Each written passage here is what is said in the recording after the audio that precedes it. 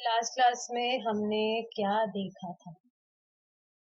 हमने एक एग्जाम्पल, बहुत सुंदर एग्जाम्पल समझा था कि जैसे एक जो बच्चा है, जब वो अपने पिता से विमुख हो जाता है, नाराज होके घर छोड़कर चला जाता है और फिर वो परेशान हो रहा होता है। जब उसे नींद आ रही होती तो सड़क पर सोएगा, भूख लगेगी तो भिक्षा मांगेगा, परेशान होगा। क्यों?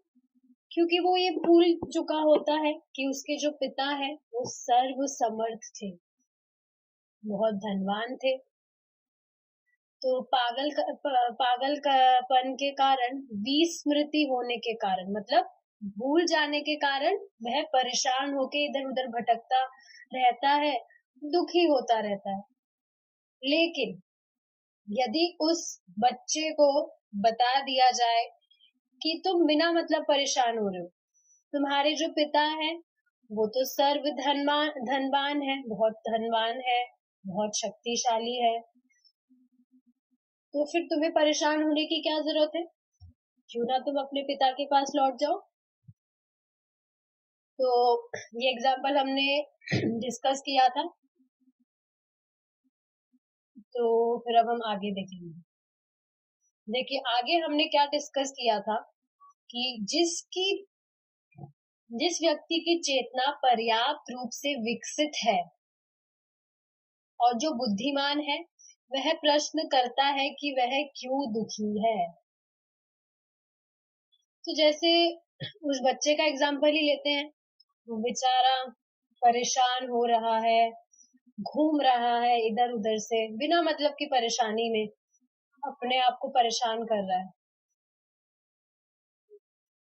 लेकिन अगर वह खुद से प्रश्न करता है कि मैं दुखी क्यों हूँ, क्या ये दुख भोगना ही मेरा भाग्य है? क्यों मैं दुख झेल रहा हूँ? दुख तो मैं चाहता नहीं, तो फिर मैं क्यों दुखी हूँ? जब यह प्रश्न उठता है तो मनुष्य के लिए कृष्ण भावना भावित होने का सुअवसर आता है। क्यों? क्योंकि जो भी आत्मा है, जो भी जीव है, बद्ध जीव, जो भी यहाँ फंसा हुआ है, एक बार उसके दिमाग में चमक जाए कि इस भौतिक जगत से वह छुटकारा पा सकता है। जो सर्व शक्तिशाली उसके पिता है, भगवान श्री कृष्ण, उनके पास वह वापस लौट सकता है। तो फिर क्यों नहीं वो अपना 100% एफर्ट्स देगा? क्यों नहीं वो ही काम करेगा जिससे वो अपने कृष्णा कॉन्शियस पाथ पे और आगे बढ़े? कि ऐसा वो करेगा तो निसंदेह वापस से वो भगवान के पास, अपने पिता के पास लौट जाएगा। जैसे ही हम श्री कृष्ण की शरण में जाते हैं, कृष्ण हमारा हार्दिक स्वागत करते हैं। ठीक एक खोए हुए बालक के समान, जो अपने पिता के पास लौटने पर उससे कहता है, मेरे प्रिय पिताजी, कुछ गलत फहमियों के कारण मैंने आपकी छत्र छाया को छोड़ दिया था, पर मैंने बहुत दुख उठाया। यही तो हुआ है। जो जीव है, उसने ये सोचा कि मैं भगवान से अलग रहकर खुश रह लूंगा। इस वजह से भगवान से विमुख हो गया और यहाँ इस भौतिक जगत में भोग प्राप्त करने की इच्छा से यहाँ पर वो है, लेकिन रिटर्न में उसे क्या मिला? दुख। उसने सोचा था कि अपने पिता से अलग रहकर, उस बच्चे ने सोचा था अपने पिता से अलग रहकर मैं स्वतंत्र जीवन जीऊंगा, एकदम फ्रीडम, कोई इंटरफेयर नहीं। बट फ्री रहा कहाँ देने दिया जाता है।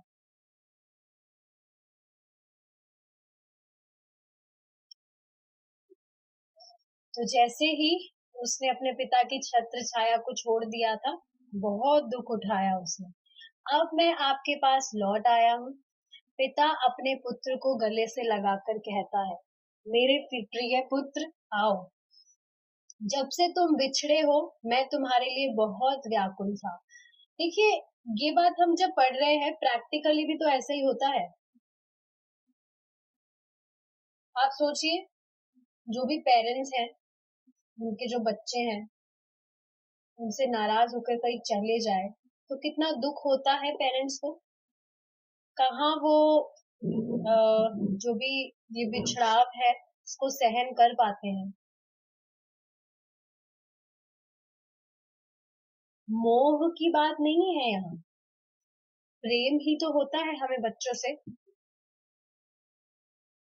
तो अगर जिससे हमें प्रेम है, अपने बच्चों से अगर प्रेम है किसी भी माता पिता को, तो और वो बच्चा उन्हें छोड़कर चला जाए तो दुखी तो होंगे पेरेंट्स, कहाँ खुश होंगे।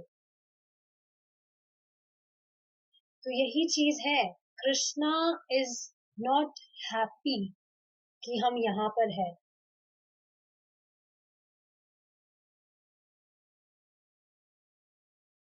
खुद सोचिए आप, कोई भी जो व्यक्ति है दुख, जो भी पीड़ा है उसको सहन कर रहा है तो कितनी दया आ जाती है। हम भी कभी हेल्पलेस हो जाते हैं किसी की भी मदद करने के लिए। तो अब आप सोचिए, हम कृष्ण के संतान हैं, हम यहाँ दुख झेल रहे हैं, तो क्या कृष्णा खुश होंगे उससे? बिल्कुल नहीं। अपनी संतान को दुख में देखकर कौन से माता पिता खुश रहते हैं? यही चीज है, जब से तुम बिछड़े हो मैं तुम्हारे लिए बहुत व्याकुल था। व्याकुल मतलब परेशान कि कब लौट कर आओगे। अब तुम लौट आए हो तो मैं बहुत प्रसन्न हूँ। पिता इतना कृपालु है, हम भी ठीक इसी स्थिति में हैं। हमें भी कृष्ण के शरणागत होना है, और यह कोई बहुत कठिन कार्य नहीं है। बिल्कुल कठिन कार्य नहीं है सच में। बल्कि आप देखेंगे कि अगर हम कृष्णा को सरेंडर कर रहे हैं, कृष्णा की शरण में जा रहे हैं, तो हम कितना बड़ा जो बोझा अपने कंधों पर लेकर खींच रहे हैं, चल रहे हैं, कितना हल्का हो जाता है। शुरू में ये चीज समझ नहीं आती है कि कृष्णा, उनको तो हमने देखा भी नहीं, कृष्णा तो फोटो में दिखते हैं, विग्रह में दिखते हैं, तो कैसे मतलब इतना इजी हो जाएगा सब कुछ। होता है, हम सब ये चीज एक्सपीरियंस कर रहे हैं, अभी आप सब यहाँ हैं। जब एक पुत्र अपने पिता के प्रति आत्मसमर्पण करता है, तब क्या यह एक बहुत कठिन कार्य है? आत्मसमर्पण का मतलब क्या है? सरेंडर का मतलब क्या है? हमने सब कुछ, जैसे फॉर एग्जाम्पल एक जो बच्चा है वो खुद कुछ टेंशन नहीं लेता है, सब कुछ अपने पेरेंट्स पे छोड़ देता है कि आप मेरा पालन पोषण करेंगे। क्या बच्चा कभी किसी टेंशन में रहता है? आराम से मस्त रहता है, खाता है, पीता है, खेलता है, कोई टेंशन का कारण ही नहीं है। और उसके जो पेरेंट्स होते हैं वो उसका बहुत ख्याल रखते हैं, टाइम टाइम पे सारी चीजें होती है। तो आत्मसमर्पण का मतलब क्या है कि हम कुछ टेंशन नहीं ले रहे, हमने सब कुछ भगवान पे छोड़ दिया, आप हैंडल करिए। ऐसे भी हमारी टेंशन करने से होगा क्या?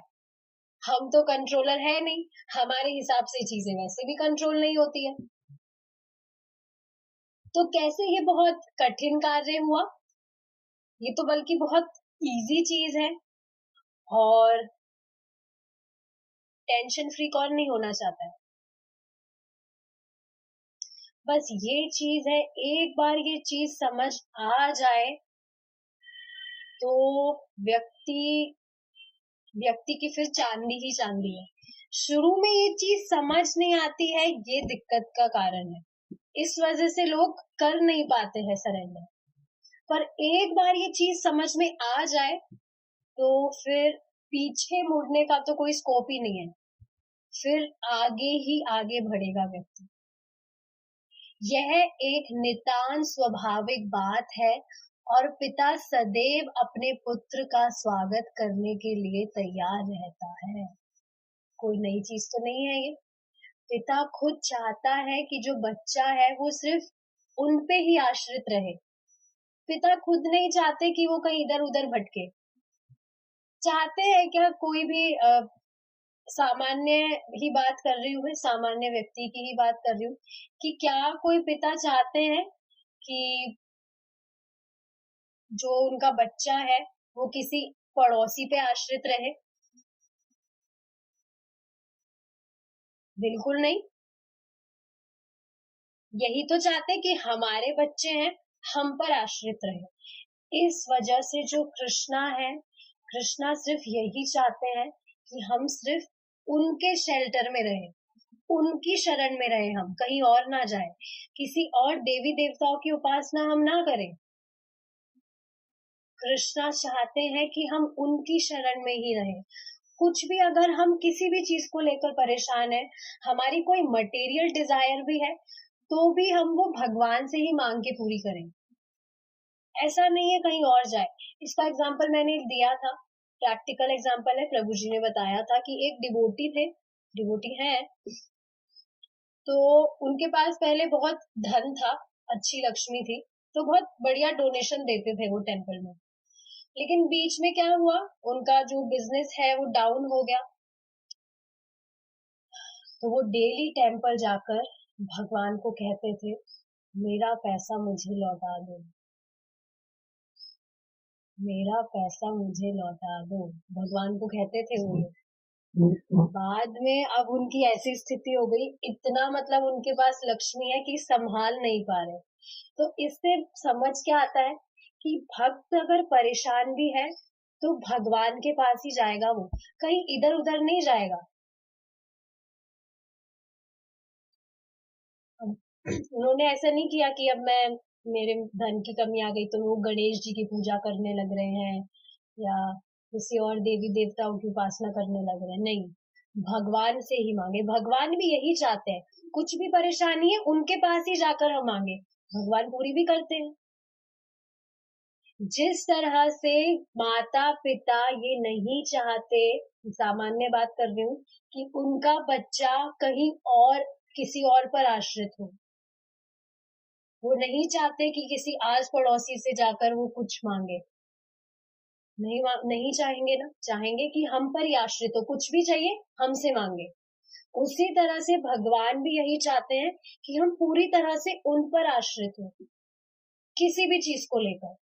Krishna don't want us to serve any other demigod और समथिंग, किसी और की उपासना नहीं चाहते कि कृष्णा हम करें। तो इसमें अपमान का कोई प्रश्न नहीं होता।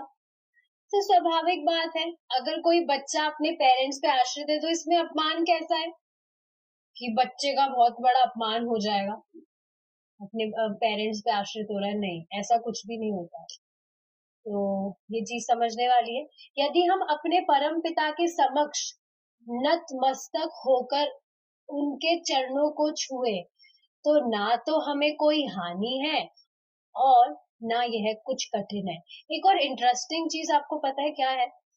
कोई भी व्यक्ति भगवान की उपासना कर रहा है, अगर बीच में जैसे वो भटक भी जाता है या उसके कारण कुछ गलत काम करने लगता है, फिर से एसोसिएशन किसी संगति में गलत पड़ गया और इस जन्म में वो भगवान के पास लौट भी नहीं पाता है, तो उसको स्वर्ग की प्राप्ति होती है, देवता तो वह बन ही जाता है।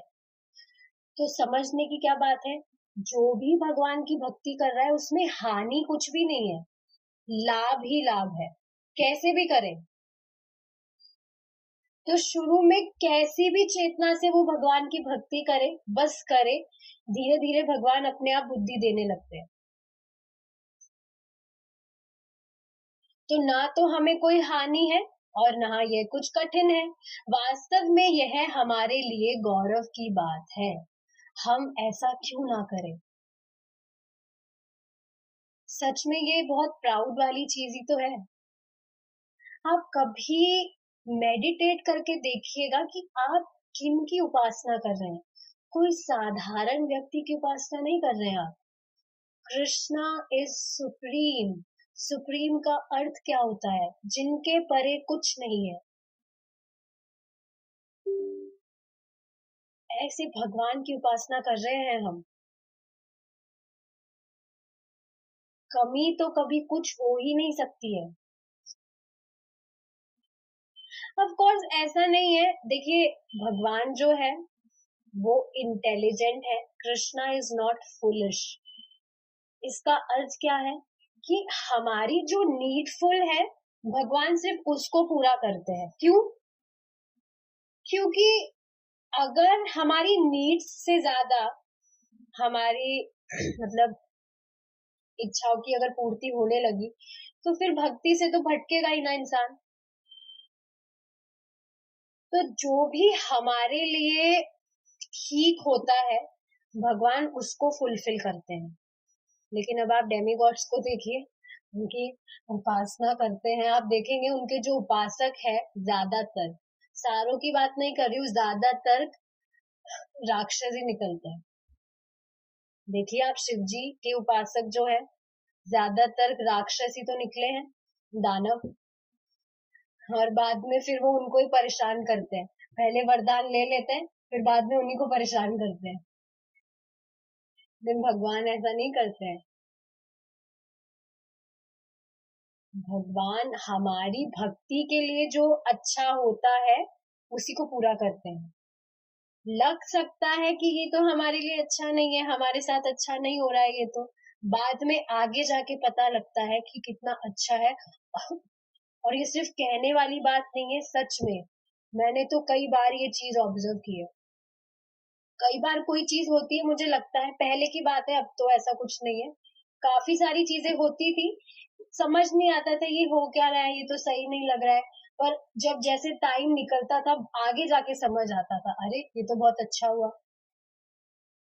समझना चाहिए। जिस भी व्यक्ति को आंख बंद करके इस चीज का विश्वास हो गया कि कृष्ण हमारे मतलब जो भी हमारे हित के लिए है वो ही हमें देते हैं, तो व्यक्ति कभी किसी चीज के लिए परेशान नहीं होगा, कैसी भी सिचुएशन आ जाए लाइफ में। इस चीज पे जब अटूट विश्वास हो जाएगा एकदम आंख बंद करके, कैसी भी सिचुएशन आ रही है कि हमारे हित के लिए ही होता है जो भी होता है, कभी व्यक्ति परेशान नहीं होगा। लिटरली जैसे कुछ भी अच्छी चीज हो रही होती है तो मेरे दिमाग में आता है अरे अगर इससे ऑपोजिट होता तो, फिर वापस से दिमाग में ये चीज आती है ऑपोजिट होता भी तो वो अच्छे के लिए ही होता। कृष्णा के डिवोटीज के साथ कभी भी कुछ गलत नहीं हो सकता है, कभी भी नहीं, हमेशा सेफ रहते हैं। इतनी अमेजिंग चीज है ये। कभी कभी विश्वास नहीं होता, पता नहीं कृष्णा ने कैसे चूज कर लिया। सच में सोचती रहती हूँ मैं, पता नहीं कैसे मिल गए। आपको भी आता है दिमाग में? मेरे तो बार बार में आता है, हर बार आता रहता है। Krishna is just amazing. सोचना चाहिए कितने ज्यादा लकी है हम कि हमें ये अपॉर्चुनिटी मिली है। हर कोई तो नहीं ही कर रहा है। मैं देखती हूँ कितने कर्म कांडों में लगे रहते हैं व्यक्ति।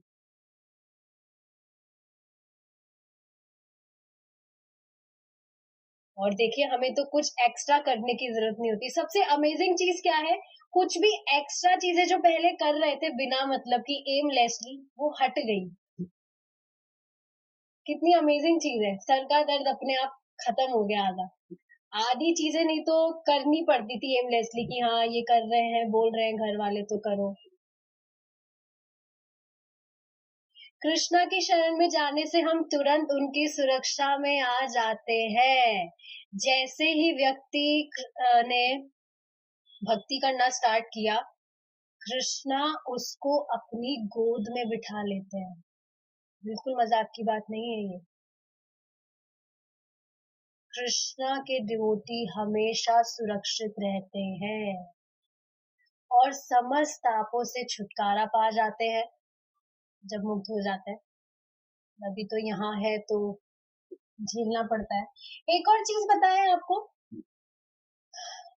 भक्त के जीवन में भी दुख आते हैं, लेकिन जितना आना होता है उसका 1/4 हिस्सा ही आता है।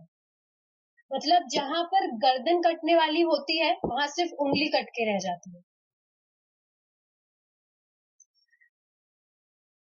जीवन में दुख तो आएगा ही, दुख नहीं आएगा तो फिर जो व्यक्ति है वो यहाँ पर एकदम कंफर्टेबल हो जाएगा, दुख तो आ नहीं रहा, आराम से भक्ति करो। फिर कहाँ वो सोचेगा भगवान के पास वापस जाने का, यहीं पर सेटल हो जाएगा। वो तो सोचेगा ही नहीं भगवान के, भगवान आप अपने धाम मस्त रहिए, मैं मुझे यहाँ पर मजा आ रहा है, सोचेगा ही नहीं वो जाने का। इसलिए भक्त के जीवन में भी दुख आते हैं बट बहुत कम होकर आते हैं। सारे शास्त्र इस बात का समर्थन करते हैं। गीता के अंत में श्री कृष्ण कहते हैं, सर्वधर्मान् परित्यज्य मामेकं शरणं व्रज, अहं त्वां सर्वपापेभ्यो मोक्षयिष्यामि मा शुचः। सब धर्मों को छोड़कर तुम केवल मेरी शरण में आ जाओ। कृष्णा खुद कह रहे हैं, you just take my shelter, कहीं जाने की जरूरत नहीं है। कितनी अमेजिंग चीज है ना ये। सिर्फ हम कृष्णा की उपासना कर रहे हैं तो कुछ एक्स्ट्रा चीज करने की सच में कुछ जरूरत नहीं है। आप देखेंगे व्यक्ति जो भी देवी देवताओं की उपासना करते हैं वो अपनी कुछ ना कुछ शारीरिक मांगों को पूरा करने के लिए करते हैं। कोई भी ये तो नहीं सोचता ना हमें आत्म साक्षात्कार चाहिए इसलिए हम इस देवता की उपासना कर रहे हैं, या हमें मुक्ति चाहिए इसलिए हम उपासना कर रहे हैं। नहीं, उनको अपनी शारीरिक मांगे पूरी करनी होती है, इस वजह से वो करते हैं। लेकिन अमेजिंग चीज क्या है, अगर आप कृष्णा की उपासना कर रहे हैं तो आपकी कुछ शारीरिक मांगे भी है, वो भी पूर्ण हो जाती है। अलग से पूजा करने की जरूरत नहीं है कुछ भी। नहीं तो आप देखिए पहले कितना हेडेक रहता था, आज गणेश चतुर्थी है, आज ये करना है, आज शिवरात्रि है, आज वो करना है, आज ये करना है, आज वो करना है, लगा रहता था। बट अब एक चीज फिक्स हो गई, लगे रहो बस, कुछ एक्स्ट्रा करने की जरूरत नहीं है। तो भगवान खुद कह रहे हैं, सभी धर्मों को छोड़कर तुम केवल मेरी शरण में आ जाओ, मैं तुम्हें समस्त पापों से मुक्त कर दूंगा, शोक मत करो। भगवान खुद आश्वासन दे रहे हैं, फिर कोई क्यों नहीं भगवान की शरण लेगा। जब हम अपने को भगवान की शरण में अर्पित कर देते हैं तो हम उनके संरक्षण में आ जाते हैं और उस समय से हमें किसी प्रकार का भय नहीं रहता। ये तो सच में प्रैक्टिकल चीज है, पता नहीं है जो भी बात यहाँ पर है प्रैक्टिकल ही है, पता क्या नहीं है। ऐसा नहीं है भगवान कुछ भी हवा में कह रहे हैं, सारी चीजें एकदम प्रैक्टिकल है। तो आप देखेंगे हमारा जो कल्मश है उसमें से भय भी तो एक कल्मश है। सबसे बड़ा भय तो कब होता है व्यक्ति को, जब वो अपने आप को ये शरीर समझता है। कुछ भी हो जाता है, अरे मुझे कुछ हो गया, उसको डर लगा रहता है कि मैं मर जाऊंगा या मेरे जो सगे संबंधी है वो मर जाएंगे, जबकि मरता कोई नहीं है। शरीर से पहचान करता है, इस वजह से शौक करता है। पर अब जब ये चीज क्लियर हो गई है तो शोक करने का या भय होने का कहाँ ही कुछ स्कोप है। आप देखेंगे, बिल्कुल मजाक की बात नहीं है ये। पहले मैं खुद का प्रैक्टिकली बता रही हूँ, जब मैं भक्ति नहीं कर रही थी तो होता है ना जो पशु वगैरह होते हैं या कुछ इंसेक्ट्स वगैरह होते हैं, उनसे डर लगता है कि भाई हमें काट ना ले, हमें कुछ कर ना दे, नुकसान ना पहुंचा दे। बट जब व्यक्ति भक्ति कर रहा है, सेफ में वो है, और आप देखेंगे भगवान जो है वो भी मतलब उनको प्रेरित करते हैं कि वो हमसे दूर रहे या हमें कुछ हानि ना पहुंचाए। आप देखेंगे जो ग्रेट योगीज होते हैं, जो जंगल में उपासना करते हैं, जंगल में कितने जंगली जानवर होते हैं, बट भगवान उनको प्रेरित करते हैं कि वो उन्हें हानि ना पहुंचाए, तो आराम से भक्ति कर रहे होते बिना कोई डिस्टरबेंस के। तो जो भय है वो अपने आप खत्म होने लगता है, क्योंकि एक तो हम समझने लगते हैं कि हम तो ये शरीर है नहीं, हम तो मरेंगे तो है नहीं। दूसरी बात, सामने जो भी हमें दिख रहा है, जो भी जीव, वो भी एक जीव है हमारी तरह, बस कॉस्ट्यूम का डिफरेंस है, शरीर का डिफरेंस है। और जो भगवान है वो स्वयं उनको प्रेरित करते हैं कि हमें किसी चीज का हानि वो ना पहुंचाए। ऑफ कोर्स मच्छर वच्छर तो काट जाते हैं, पर जो मतलब ज्यादा डेंजरस वाली चीजें मैं बोल रही हूँ, तो ये चीज है। लेकिन इसका मतलब ये नहीं है कि आप आगे होकर जो पशु है उनको छेड़े। जैसे बंदर बैठा है उनको आगे होकर छेड़े, काटेगा या छेड़ेंगे तो ऐसे नहीं करना है। चीज समझनी है कि सेफ रहते हैं डिवोटीज।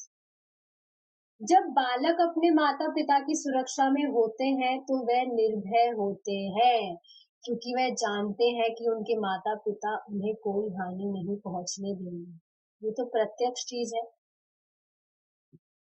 माता पिता के एग्जाम्पल से चीज बहुत अच्छे से क्लियर हो रही है कि जैसे जो बच्चा है अपने माता पिता के शेल्टर में रहता है, कितना सुरक्षित रहता है वो, किसी चीज का उसे डर नहीं होता है, क्योंकि उसे ये विश्वास होता है माता पिता की मैं सुरक्षा में हूँ, उनके शेल्टर में हूँ, मुझे हानि तो नहीं पहुंचने देंगे वो। तभी आप देखेंगे ना बच्चा कैसे अपनी माँ से, अपने पिता से लिपटा रहता है, किसी दूसरे अनजान व्यक्ति के पास में भी वो जल्दी से नहीं जाता है, क्योंकि वो पूरा समर्पित होता है अपने पेरेंट्स पे, उसे विश्वास होता है कि जो माता पिता है वो ही एकमात्र मेरे पालक है। देखिए अब सबसे अमेजिंग, बहुत इंटरेस्टिंग चीज क्या है, उसको ये शिक्षा नहीं दी जाती है। क्या उसको शुरू में शिक्षा दी जाती है कि जो माता पिता है वो ही तुम्हारे पालक है? क्या उसे शिक्षा दी जाती है? ये नहीं, नेचुरली ही वो समर्पित रहता है अपने माता पिता को। यहाँ तो हम भूल चुके हैं कि हमारा भगवान से संबंध क्या है। इस वजह से नॉलेज के द्वारा हम ये चीज समझ पा रहे हैं that we have to surrender to Krishna, then only we can be satisfied, और तभी हम सिक्योर रह सकते हैं।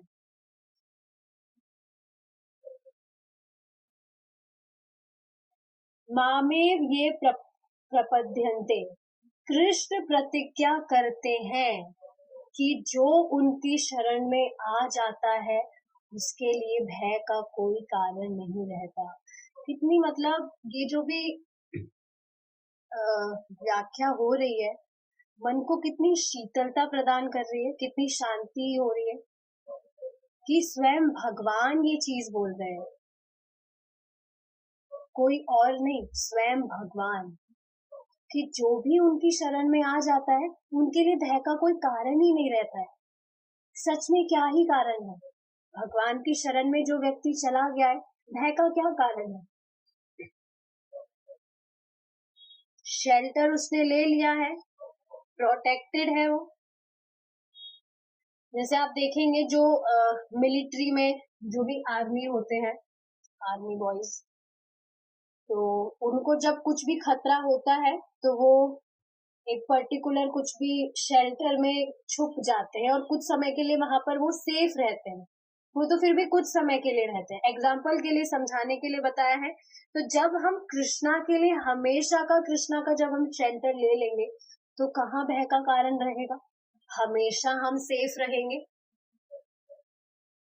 यदि कृष्ण की शरण में आ जाना इतना सरल कार्य है तो लोग ऐसे करते क्यों नहीं।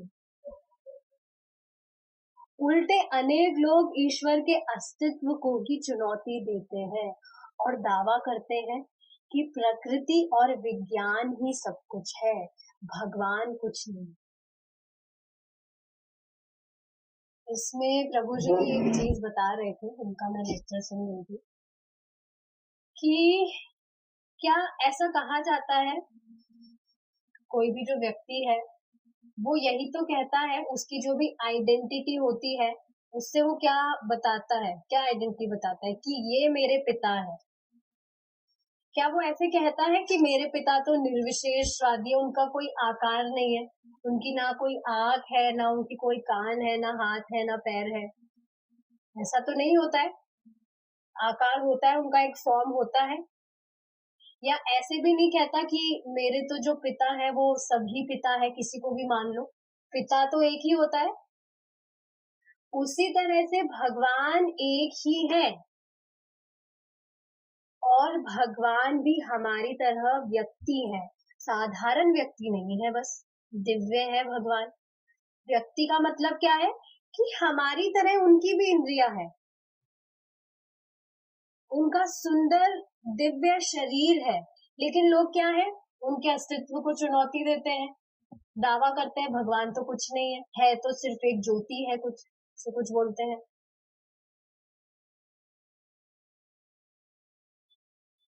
क्या एक ज्योति इस पूरे सृष्टि को चला रही है, सोचिए आप खुद। हास्यास्पद बात नहीं है ये, एक ज्योति से पूरा सृष्टि हो रहा है।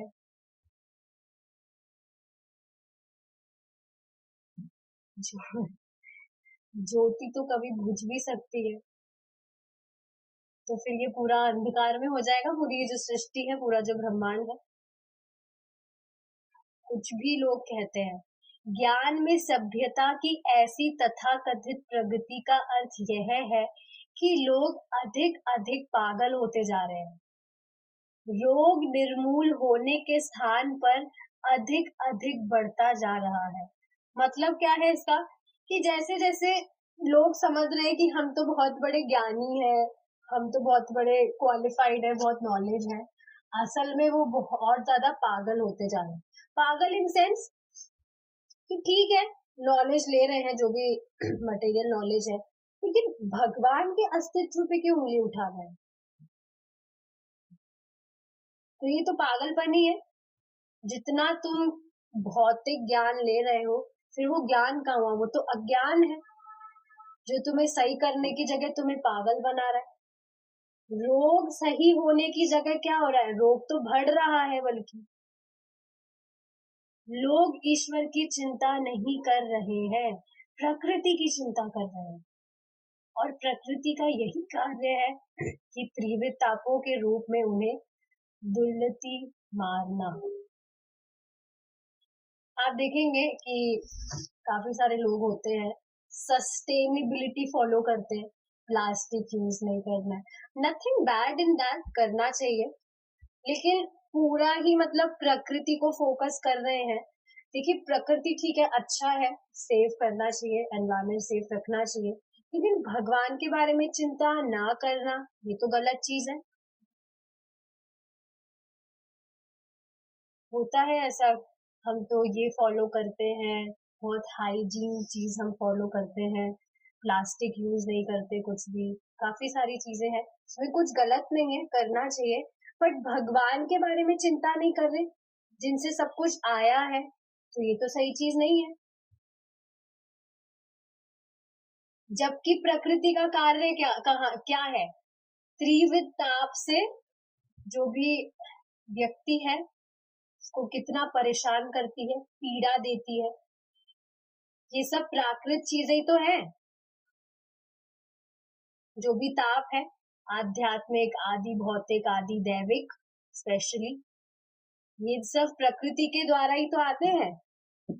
प्रकृति नित्य 24 घंटे ये आघात कर रही है। 24 घंटे इन तापों का अटैक होता है। 24 घंटे देखेंगे, कभी बारिश हो रही है, कभी इतनी गर्मी हो रही है, कभी ठंड पड़ने लगती है तेज। तो 24 आवर्स प्रकृति का अटैक चालू रहता है। क्लास थोड़ा सा लंबा करेंगे क्योंकि आज फिर से प्रभु जी की क्लास नहीं है। I always seek for the opportunity कि कब मुझे एक्स्ट्रा टाइम मिले और मैं एक्स्ट्रा क्लास ले सकूं। तो we will continue for more 15 to 20 minutes. किंतु हम इन लातों के इतने अभ्यस्त हो गए हैं। देखिए प्रभुपाद के तात्पर्य कितने अमेजिंग है। ऐसा लगता है जैसे कपड़े को गीला करके हमारे मुंह पर मारा जा रहा है। ऑफ कोर्स हम तो डिवोटी हो गए हैं, वी आर अंडरस्टैंडिंग एवरीथिंग। देखिए एक चीज और है, ऐसे नहीं समझना कि हम डिवोटी हो गए हैं अब हमें शास्त्र सुनने की क्या जरूरत है। नहीं, नॉलेज के टच में निरंतर रहना जरूरी है, क्योंकि हमारी क्या मतलब पता नहीं इस वर्ड को क्या बोलेंगे, बट हमारी क्या है कि हमें 2 दिन का खाया पिया भी याद नहीं रहता है। तो ये जो आध्यात्मिक नॉलेज है इसके टच में रेगुलर रहना जरूरी है। चीजें याद नहीं रहती है। अभी देखिए हम सुन रहे हैं, नॉलेज ले रहे हैं, तो इंटरेस्ट बढ़ रहा है और मन कर रहा है और सुने और समझे। इतनी अमेजिंग चीजें हैं। पहले हम यही चीजें तो कर रहे थे और अभी भी लोग कर रहे हैं ये सब चीजें। तो खुद को हम कितना मतलब यूनिक समझते हैं कि हाँ हम तो इन सब चीजों से अलग हो गए हैं। फाइनली सुनते रहना चाहिए। किंतु हम इन लातों के इतने अभ्यस्त हो गए हैं कि हम समझते हैं कि ये ठीक है और उसे घटनाओं का स्वाभाविक कर्म ही मानते हैं। यस, ये तो इंसिडेंट्स हैं, इन पे तो किसी का बस नहीं है। हाँ बस नहीं है, मजबूर है हम, लेकिन अभ्यस्त नहीं होना चाहिए कि हम तो सहन करेंगे, हम तो हाँ ढीठ है, हम तो करेंगे, हम तो सहन। वो फिर पार्श्विक चेतना होती है, क्योंकि एक जो पशु है वो ही सिर्फ क्या कर सकता है, निरंतर कष्टों को, पीड़ाओं को वो सह सकता है, पर कभी भी वो क्वेश्चन नहीं कर सकता कि ऐसा मेरे साथ हो क्यों रहा है। पार्श्विक चेतना से ऊपर उठना है हमें।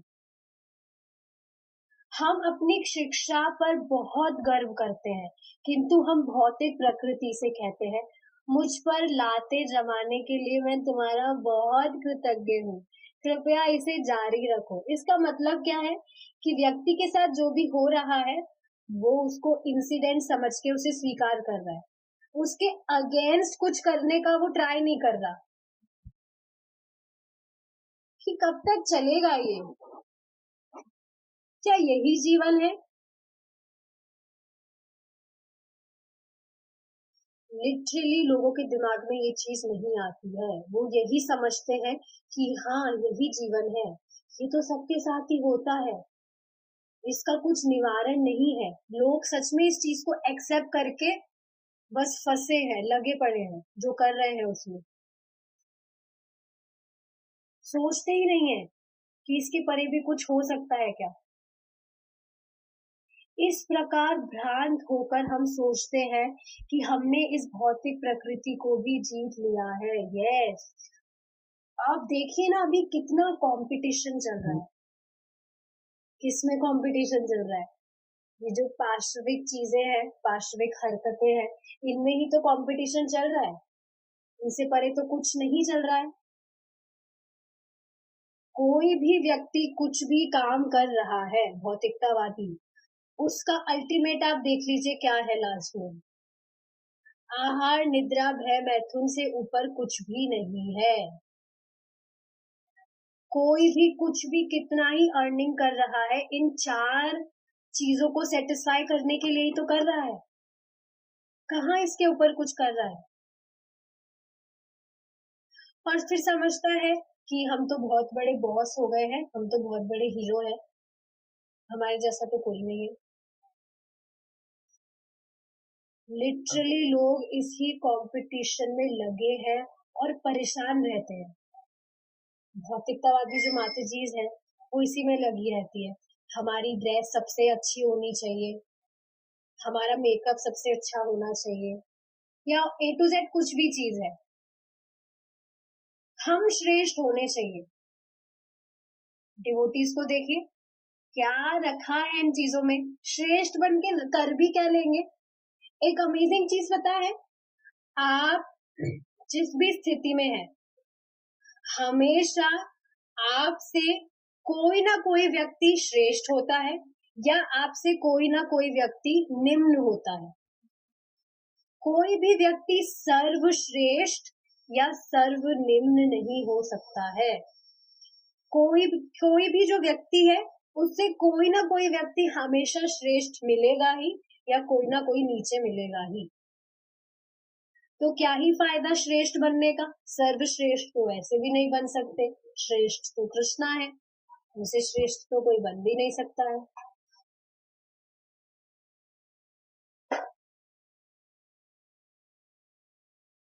लिटरली मैं काफी बार इस चीज को रिफ्लेक्ट करती हूँ कि पहले इन फालतू चीजों में कितना टाइम खपता था, बिना मतलब का,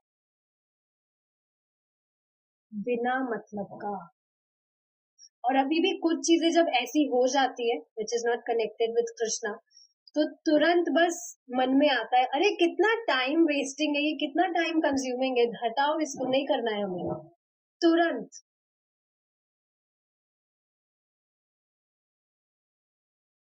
समझना चाहिए। किंतु ऐसा क्यों है? प्रकृति अब भी हम पर जन्म मृत्यु जरा और व्याधि के आघात कर रही है, क्या किसी ने इस इन समस्या को सुलझाया है? आप देखिए ना, कोई भी व्यक्ति कितना ही खुद को सिद्ध समझे, क्या इन 4 चीजों पे उसने कभी विजय पाई है? क्या कोई कह सकता है कि अब मेरा कभी जन्म नहीं हो सकता है, कभी मृत्यु नहीं आएगी, कभी भी बुढ़ापा नहीं आएगा, या कभी भी मुझे रोग नहीं होगा? टेम्पररी सॉल्यूशंस है रोग के, but we can not all remove it. पूरी तरह से तो हम इसको रिमूव नहीं कर सकते हैं, आएंगे ही रोग, बुढ़ापा भी आता ही है। हाँ होता है, लोग सर्जरी वगैरह करा के जो रिंकल्स वगैरह होते हैं उनको छुपा लेते हैं, पर बुढ़ापा तो है ही ना, बुढ़ापा तो होता ही है। तो आप सोचिए, क्या इन 4 चीजों से किसी ने भी कुछ सोल्यूशन निकाला है, इन समस्याओं को सुलझाया है? कितना ही खुद को सिद्ध समझ रहा हो वो। तो बताइए, हमने ज्ञान और सभ्यता में क्या प्रगति की है? इन 4 चीजों में पशुओं से कंपटीशन हो रहा है क्या? प्रगति हुई कहाँ है? ये चीज समझने वाली है कि अगर ये जो पाश्विक चीजें हैं 4, इसमें कोई प्रगति करने का ट्राई कर भी रहा है, वास्तव में वो कुछ प्रगति है ही नहीं। क्यों? क्योंकि आप सोचिए, जैसे खाना है, आहार, कोई व्यक्ति कोई 5 स्टार होटल में खा रहा है या कोई व्यक्ति घर में बैठ के खा रहा है, खाना खाने के बाद में पेट तो वही भरता है, सोने के बाद में नींद तो वही पूरी होती है। तो इसमें कितनी ही वो प्रगति करने का ट्राई कर रहा है, असल में प्रगति है कहाँ? एक टाइम के आने के बाद में व्यक्ति उन चीजों से उब तो जाएगा ही, तो कहाँ प्रगति है वास्तव में? हम भौतिक प्रकृति के कठोर नियमों के अधीन है, वी आर हेल्पलेस। किंतु अब भी हम सोचते हैं कि हमने इसे जीत लिया है, यही माया कहलाती है, टू बी इल्यूजन। जो चीज है नहीं, हमको लग रहा है पर हो रही है, यही तो माया है। कुछ भी चीज हम करते हैं, सेंस ग्रेटिफिकेशन की बात करते हैं, हमें लगता है that we will be satisfied after doing this, but satisfaction होता क्या है? उस चीज से हम उब जाते हैं, सेटिस्फैक्शन नहीं होता है। हमें लगता है हमने पर्टिकुलर जो भी हमारी डिजायर है उसको फुलफिल करके हमने जीत हासिल कर ली है, ऐसा नहीं होता है, वो माया है। जितना भी हम हमारी मटेरियल डिजायर्स को फीड करते हैं उतना वो बढ़ती है। जैसे आग में हम जितना घी डालते हैं अग्नि उतना बढ़ती है, ये वही चीज है। इस शरीर के पिता के शरणागत होने में कुछ कठिनाइयां हो भी सकती है क्योंकि उनका ज्ञान और शक्ति सीमित है। देखिए, कठिनाई की बात हो रही है तो ऐसा नहीं है कि सरेंडर करने में कुछ कठिनाई है। कठिनाई कहाँ हो सकती है कि चीजें समझ नहीं आती स्टार्टिंग में। भगवान की शरण लेने से सब कुछ कैसे मतलब ठीक हो जाएगा, समझ नहीं आती ये चीज। इसका कारण क्या है? हमारा जो ज्ञान है, जो नॉलेज है, वो लिमिटेड है, इसका यही कारण है। किंतु कृष्ण साधारण पिता के समान नहीं है। समझ पा रहे हैं आप? यहाँ पर जो सामान्य पिता है उनके पास तो फिर भी सीमित ही है सब कुछ, राइट? लेकिन भगवान के पास सब कुछ असीमित है। Krishna is not our ordinary father, एक ऑर्डिनरी पिता नहीं है कृष्ण। कृष्ण अनंत है और वह षड ऐश्वर्यों से संपन्न है। क्या है वो छह ऐश्वर्य? पूर्ण ज्ञान, पूर्ण शक्ति, पूर्ण ऐश्वर्य, पूर्ण सौंदर्य, पूर्ण यश और पूर्ण वैराग्य। तो कोई भी आप व्यक्ति को देख लीजिए, ऐसा नहीं हो सकता है कि उसके पास में असीमित नॉलेज है या असीमित शक्ति है, असीमित ऐश्वर्य है, असीमित वो सुंदर है, मतलब बहुत ज्यादा सुंदर है। और आप देखेंगे कोई भी चीज जो है यहाँ पर टेम्पररी है, कुछ टाइम के लिए। कोई व्यक्ति आपको दिख भी रहा है बहुत सुंदर है, कब तक? एक टाइम के आने के बाद शरीर तो क्षीण हो ही रहा है, एक टाइम आने के बाद में कब तक वो सुंदर रहेगा? कुछ भी फिक्स नहीं है यहाँ पर, कुछ भी फिक्स नहीं है। लेकिन ऐसा नहीं है भगवान के पास में ये सब चीजें कुछ समय के लिए और फिर गायब हो जाएगी, नहीं, हमेशा से है और हमेशा से रहेगी। तो अब आप देख रहे हैं किनकी उपासना कर रहे हैं हम, कौन है हमारे पिता।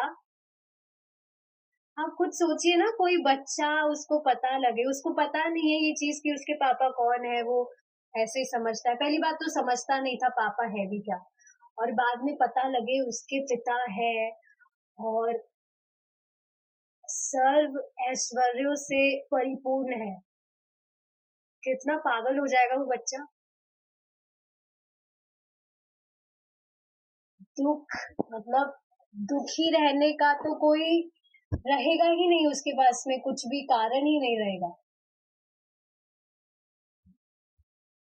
क्या हमें ऐसे महान पिता की शरण में जाने और उनके ऐश्वर्य का आनंद लेने पर स्वयं को भाग्यशाली नहीं समझना चाहिए? Are not we fortunate? सबसे अमेजिंग चीज क्या है, लोगों को पता नहीं है और हमको तो पता है, हमको पता चल रहा है ये चीज। तो फिर क्यों नहीं अब हम प्रयास करेंगे कि जल्द से जल्द हम पहुंच जाए भगवान के पास? क्यों नहीं प्रयास करेंगे हम? किंतु लगता है कि कोई भी इस और ध्यान नहीं दे रहा है और अब प्रत्येक व्यक्ति यही प्रचार कर रहा है कि ईश्वर है ही नहीं।